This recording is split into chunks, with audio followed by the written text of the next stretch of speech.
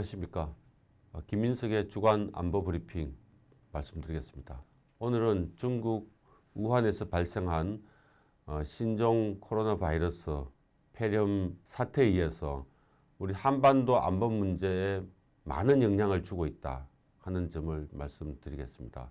두 번째는 미 공군이 군산기지에서 스텔스 무인정찰기를 운영하고 있다는 점을 말씀드리겠습니다. 먼저 우한 폐렴 사태가 한반도에 어떻게 영향을 미치냐 하는 점은 첫 번째는 북한에 대한 겁니다. 북한은 전염병에 대한 방역 시스템이 거의 없다고 봐도 됩니다. 그래서 무방비 상태이기 때문에 만약에 우한 폐렴이 북한으로 들어오면 북한은 막을 수가 없고, 이것은 북한에서는 걷잡을 수 없는 전염 확산 사태로 들어가서 북한 전체가 위험에 빠진다라고 생각하고 있는 것 같습니다. 그래서 북한은 국군을 걸고 전염병을 막겠다, 우한 폐렴을 막겠다는 입장입니다.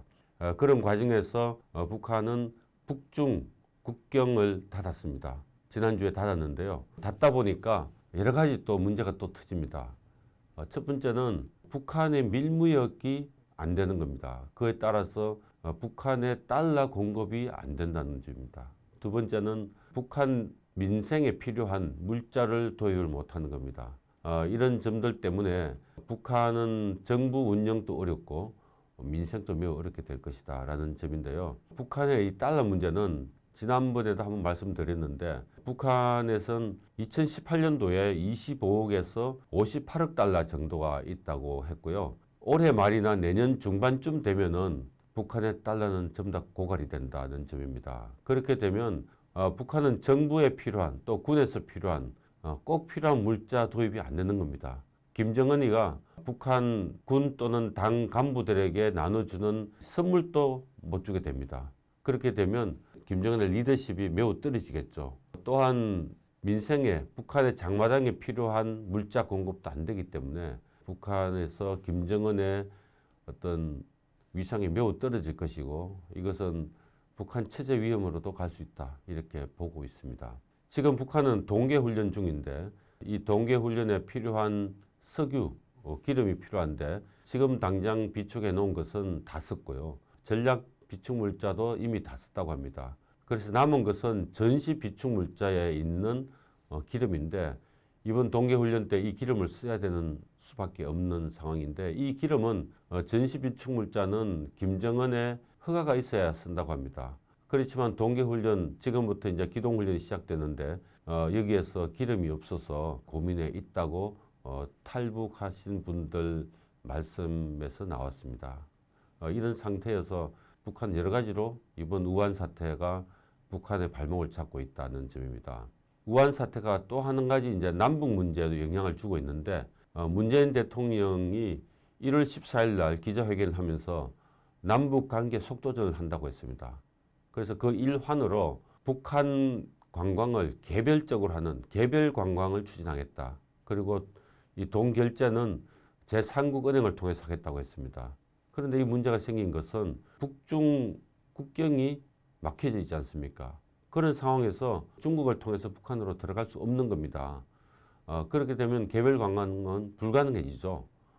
그래서 이런 문제가 있고, 또 한 가지는 북한 또한 이 금강산 관광은 2월 말까지 모두 철거해 가라고 했습니다. 그런 상황에서 이 우한 사태와 더불어서 문재인 대통령이 추진하고 있는 남북 관계 개선 속도전은 매우 어려울 것이다 이렇게 생각이 됩니다. 그리고 또 한 가지는 북한과 미국 사이의 정상회담인데, 김정은은 작년 말에 미국으로 하여금 창의적인 방안을 가져오라, 즉 대북 제재를 해제하는 방안을 가져오라고 했고, 미국과 정상회담을 하기를 간절히 기대했습니다. 그렇지만 북한이 비핵화를 잘 하지 않는 상황에서 미국이 창의적인 북한의 대북 제재를 해제해 줄 수 있는 걸 가져가기도 어렵고, 그래서 사실 미국과 북한의 정상회담, 3차 정상회담이 이루어지지 않고 있었는데, 올해는 트럼프 대통령이 대통령 선거에서 재선돼야 되는 그런 입장이고, 이 대선 캠페인에 계속 들어가고 있습니다. 그래서 이 여건을 좀 마련하기 위해서 문재인 대통령이 시진핑 주석을 3월까지 방안토록 하겠다. 그리고 남북관계 개선을 통해서 이런 여건을 만들겠다 했는데 이런 모든 게 되지 않다 보니까 결국은 앞으로 2달 이내에는 미국과 북한의 3차 정상회담은 불가능할 것이다 라는 판단이 쓰고요. 그러면 2달 이후에는 어떻게 될 것인가? 2달 이후에는 트럼프 대통령이 대선 캠페인에 올인을 할 수밖에 없기 때문에 미국과 북한의 3차 정상회담은 하려고 해도 할 수가 없다. 이런 결과입니다.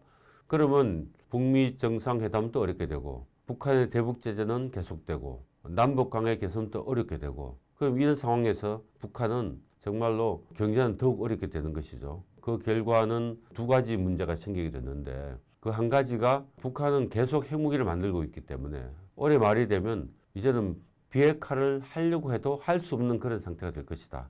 그 다음은 북한의 경제가 계속 어렵게 되고 핵무기를 많이 갖고 있기 때문에 이 돌파구를 대남 도발, 우리에 대한 전략적 도발이나 또는 전술적 과거 천안함 사태나 연평도 포격 도발과 같은 그런 전술적 도발로 나올 가능성이 있습니다. 그래서 올해는 한반도 안보 상황이 어느 해보다 더욱 어려운 때가 될 것이다. 이렇게 예상이 들기 때문에 안보 브리핑을 보시는 우리 시청자들께서도 마음의 준비를 잘 해주셔야 될 것 같습니다.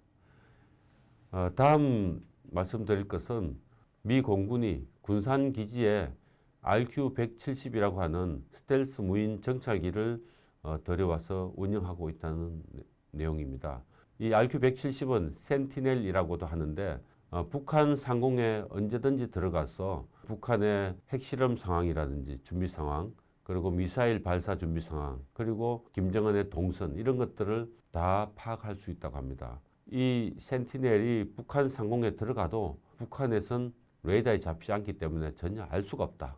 이런 것이고 이 센티넬은 2011년도에 오사마 빈 라덴을 잡을 때도 썼습니다. 오사마 빈 라덴을 사살하기 위해서 그 오사마 빈 라덴이 거주하고 있는 상공에 이 센티넬을 띄웠는데 이 센티넬이 오사마 빈 라덴이 집 안에서 움직이는 것까지도 파악이 돼서 그걸 활용해서 특수부대를 투입해가지고 사살한 것이죠.